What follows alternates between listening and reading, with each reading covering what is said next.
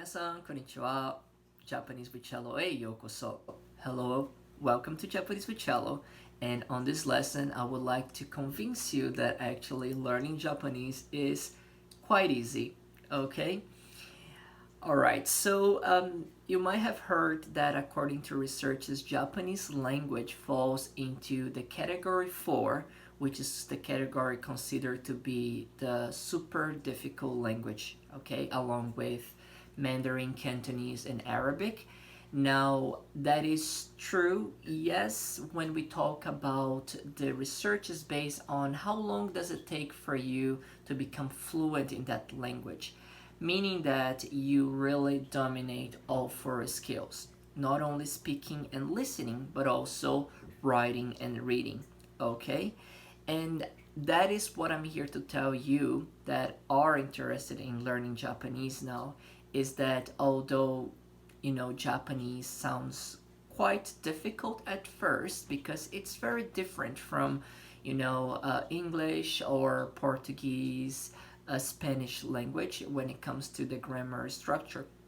However, that alone are the things that are gonna make the language so much easier, besides putting the writing aside, okay? But I will have here 4 points that I would like to mention that, in my opinion, make learning Japanese easier than any other language. And one of them actually is the kanji, okay? So if you are interested, stick around and let's have a look at it, okay? I will put the little divisions in the video so you are able to skip. I will also put the description as well, the 4 points, okay?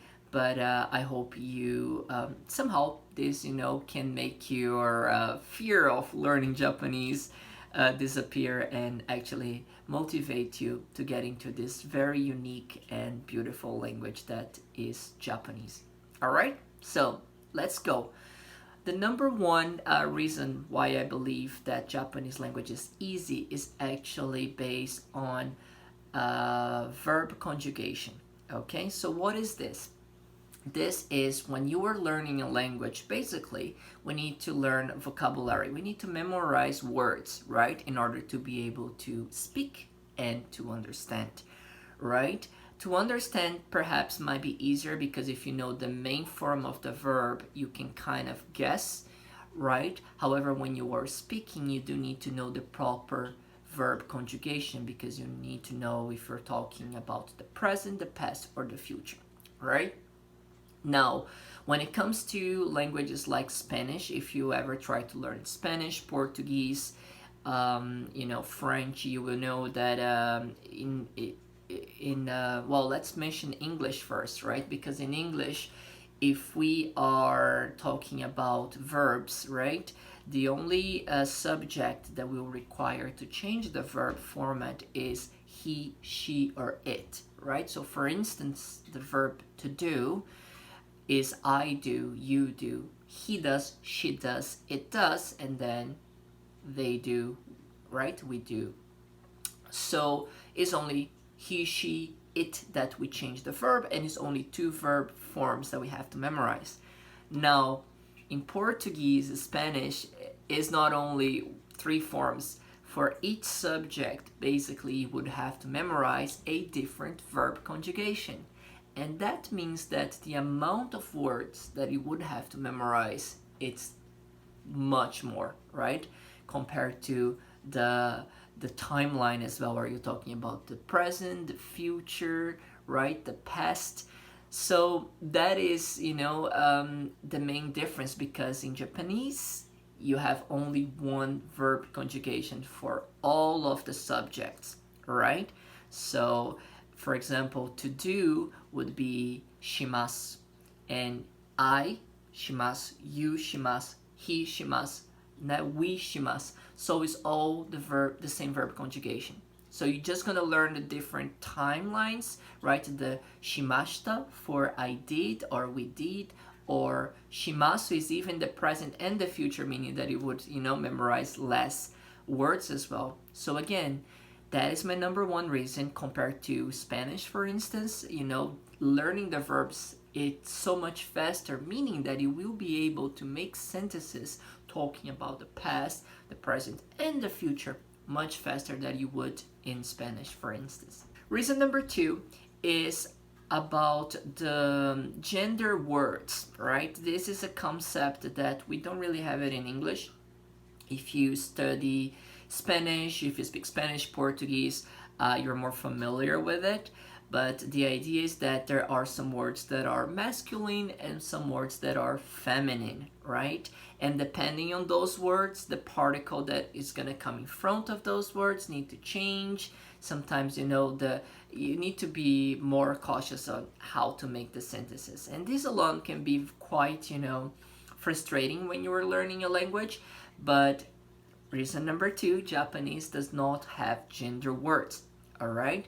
So it's very easy to memorize, and in fact, something that at first, feels a little bit difficult, but then I believe it becomes, makes the language simpler, is that we tend to omit actually a lot of things. Even the subject, we don't put it in the sentence, okay? So it's just a matter for you to get used with it. But once you do, actually you will feel that the Japanese language is quite, simpler compared to other languages. Okay, so that is reason number 2. There are no gender words. Now, reason number 3 is pronunciation. So pronunciation in Japanese is quite simple. So I remember that when I first started learning English, one of the reasons why I didn't want to actually study English was because I was not able to read, to pronounce the words from the spelling of the words, right? Portuguese was my first language. It's my mother tongue because I was born in Brazil. So, and Portuguese is pretty much, you pronounce the same way that you read it, you spell it. And I remember when I first started learning English, an example, the word busy, right, is B-U-S-Y.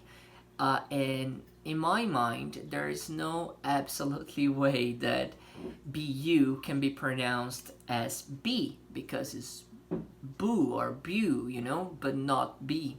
So that for me was a big turn off, and it happens in other words, in other languages as well. For instance, in French, there's a lot of things that you will write, and when you're actually pronouncing them, you don't even, pronounce, right? There's no sound. It's just like the spelling, which again makes it very difficult for me to memorize, right? But in Japanese, it's exactly the same way that you spell it, is the same way that you read it. And it's very simple, the Japanese sounds as well is a, I, u, e, o, and then from those vowels, it's just add a consonant in front of it, so it would be the ka, ki, ku, ke, ko, sashi, su, se, so, The only difficult sound for foreigners, I believe, is the tsu sound, which is the colon of the T, right? So the T plus the vowel, so the ta, chi, and instead of tu, in Portuguese would be tu, or Spanish, we say tsu, which would be a combination of a chi and a su, so tsu, tsu. So I believe that's the only, pronunciation that foreigners struggle. But besides that, it's quite simple to pronounce Japanese, and that is my third reason why I believe learning Japanese is easy. Okay? Now, the last the last reason that Japanese is easy is a little bit, a contradiction, because it's talking about the kanjis, the Chinese characters, right? Which I mentioned at the beginning of the video. That is one of the reasons why it puts Japanese language into that fourth category, which is, the super hard one. So yes, learning kanjis, it's challenging and it's difficult. However, my point here is to mention to you that the Japanese characters are much easier than the Chinese characters, okay? The Chinese, in Mandarin Cantonese, you use very complicated, characters, like super difficult to write, and a lot of, strokes. Japanese is more like a simplified version of the Chinese characters, right? And also, you know, it's easy to, once you get into it, that you're learning the basic kanjis, you will realize that the harder, most difficult kanjis, they are a combination of simpler kanjis put together. Okay, so in other words, is if you spend a good time, you know, learning the basic kanjis, which by the way, I made already the video of the first 40 kanjis taught in elementary school. I will leave in the description, okay, or perhaps at the end of the video. But again, if you learn, you know, that first 40, 80 kanjis, you know, 100 kanjis, then it will get easier to learn the other ones, right? So please don't be scared of learning Japanese because of the characters. Yes, there are, you know, thousands of them, but as long as you know the first ones, you know, you will get comfortable learning kanjis. And in fact, I personally love kanjis because it makes the language so unique and rich, if you think about it, because when we talk about English, Spanish, Portuguese, we just have the alphabet. There's no meaning in the alphabet, right? Until you actually have a word. So when you are reading something, like, unless, you know, you have a sentence, sometimes you don't know which language it is, because there are languages, you know, words that could be spelled the same way, right, in different languages. But in Japanese, when you have a character, even though, let's say, you don't remember how to read it, you might remember the meaning of the character. And that alone makes the language so much more interesting, okay? So I will make more videos talking about kanjis as well, trying to get you into, you know, how cool they are. But for here, now I just want to say that my reason number 4 that I think that learning Japanese is easy is that the characters are much easier than the Chinese characters, and actually once you learn the first ones, it's just a matter of, you know, combining them together and getting used to the different forms. So these are the 4 reasons why I believe that learning Japanese is actually easy, okay? And just to make my point a little bit, you know, stronger, I would like to share with you guys that I started learning Japanese at the age of 16, okay? And so I was born in Brazil. My first language was Portuguese. I did know some, you know, words in Japanese because my father tried to teach me growing up. I didn't want to learn it because I had an identity problem. That's a topic for another video. But anyway, yes, I started learning Japanese at the age of 16 when I moved to Japan, and then you know, the plan was to just learn the basic, but then eventually I decided to finish my studies in Japan.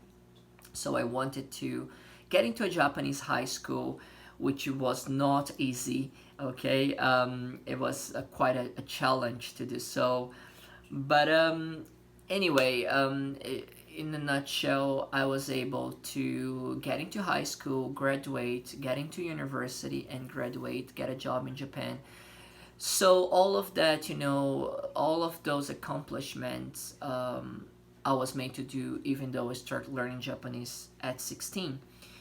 And then I asked myself if it was the other way around, if I was born in Brazil and I moved, sorry, if I was born in Japan and I moved to Brazil, right, at the same age of 16, I started learning Portuguese, you know, if I would be able to go to high school in Brazil and university. And I can tell you straight away that the answer would be no, because I believe that not only Portuguese but any language that is, you know, it's similar to Portuguese, Spanish, French, you know, it would take me so much longer to learn, to master it, in order to actually become able to, you know, go to school as locals, as native speakers. So that is my main reason why I really believe that Japanese is easier than Portuguese, Spanish, and even English. So again, you know, I hope this video motivates you to do so. And it's just the beginning that feels difficult, but you will notice that actually is not that hard. All right, so 一緒に頑張りましょう。Let's work hard together and you can do it. それではまた。